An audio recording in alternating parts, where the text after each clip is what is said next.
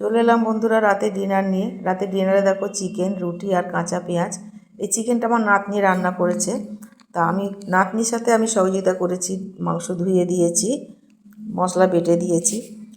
নাতনি রান্না করেছে চিকেনের মধ্যে টক দই, পরিমাণ মতো নুন, আদা রসুন বাটা, গরম মশলা গুঁড়ো, ধনে জিরে গুঁড়ো, কাশ্মীরি লাল লঙ্কার গুঁড়ো, ঝাল লাল লঙ্কার গুঁড়ো, গোলাপ জল, কেওড়া জল, সমস্ত মশলা একসাথে দিয়ে চিকেনটা আধ ঘন্টা মেখে রেখেছিল। কড়াইতে তেল দিয়ে আলু ভেজে তুলে রেখে লাল লাল করে ভেজে তুলে রেখে তারপরে পেঁয়াজ দিয়ে বেরেস্তা করে সমস্ত চিকেনের মশলা শুদ্ধ কড়াইতে দিয়ে আলু দিয়ে চাপা দিয়ে রেখেছিল। লো আঁচে রান্না হয়েছে।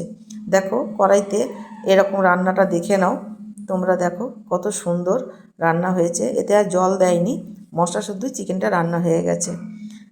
তো তোমাদের এই রান্নাটা দেখে কেমন লাগলো কমেন্ট করো, আর সাবস্ক্রাইব করে আমার পাশে থেকো। তোমরা সুস্থ থেকো, ভালো থেকো। ধন্যবাদ।